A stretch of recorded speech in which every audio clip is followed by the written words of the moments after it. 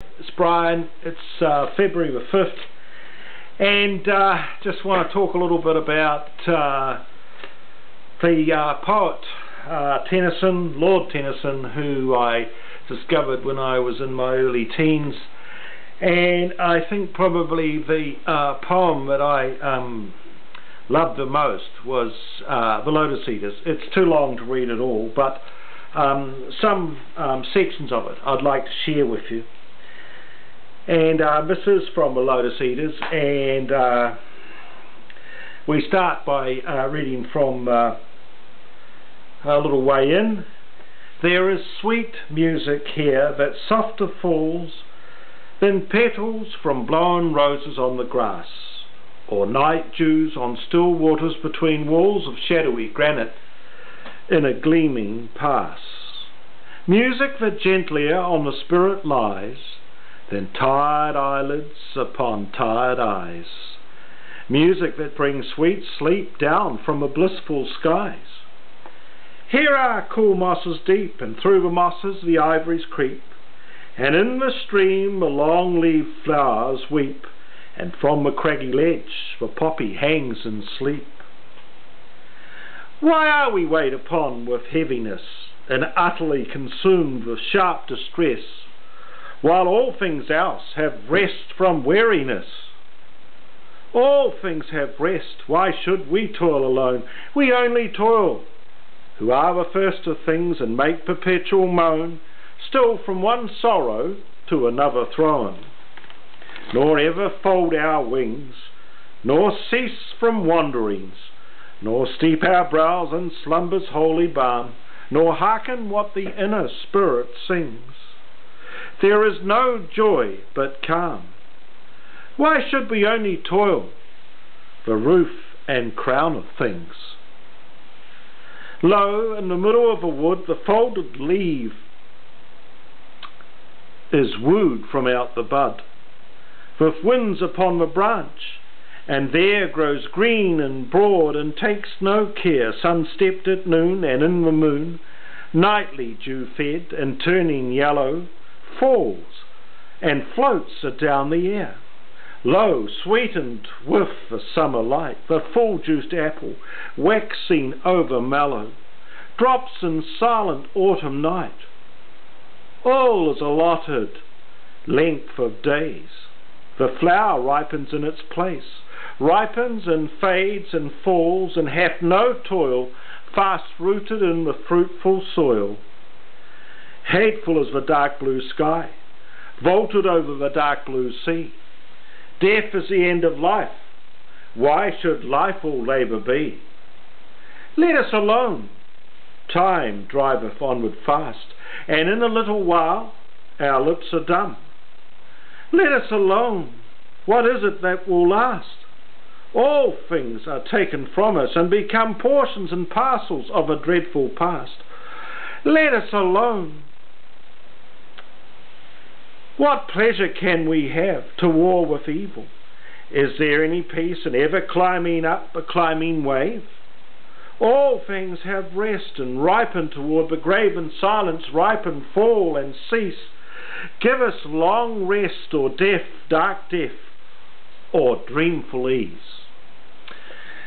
Now, Tennyson really understood conflict, and there were difficulties when Tennyson was living. The Industrial Revolution had been well underway, and there was a certain harshness.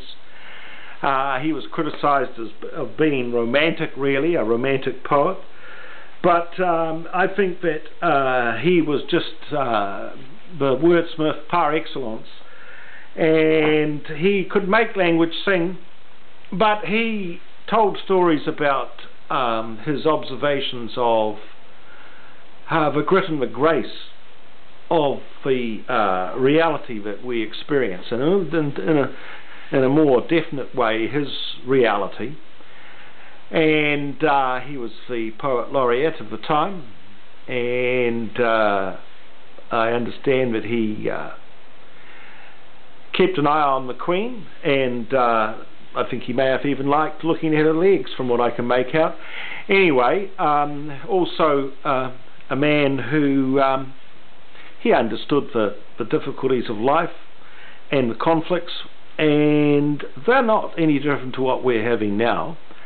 There are different players, and there are many more. Interesting point, actually at the time of Christ there was something like around 300 million people on the earth, and we now have 6.75 billion, and well over 3/4 of that population growth took place during the period of, if you like, the fossil fuel age, oil. So we have this huge leap in population on the back of cheap energy.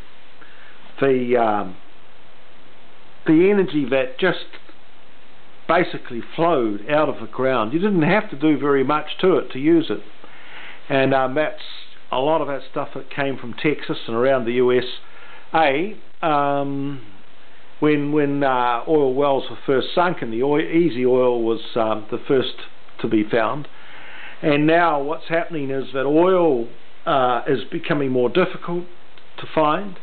There's been huge population growth. In fact, as a consequence of the cheap energy, we've totally overshot our carrying capacity. And I know that this might sound academic, but it shouldn't be. By now people should be starting to get the picture. Those who are thinking, there are a lot of people who don't think, of course. No, I'm not going to deny that, but what I am going to say is that anyone who's thinking quite seriously probably feels provoked and challenged and even disturbed and oppressed by what's going on around them. Yeah, so one has to deal with all this in a practical way, and for me, falling back on my kind of fundamental faith and philosophy.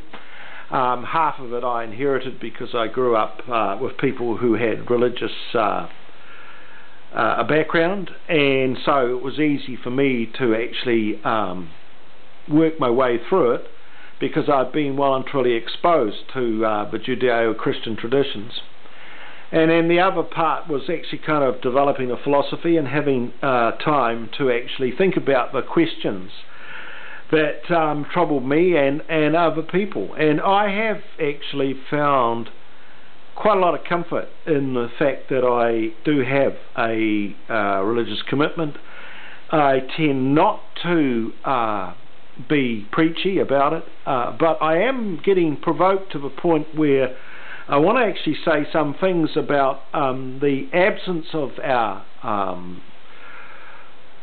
religious worldview and the consequence, and in particular when you look at money, because money has no value inherently in itself. It's what we attach to it, and there has to be some kind of ethical base to currencies for them to actually do well in a fallen world, because money, I think, was never actually intended to be the basis that we do our transactions on.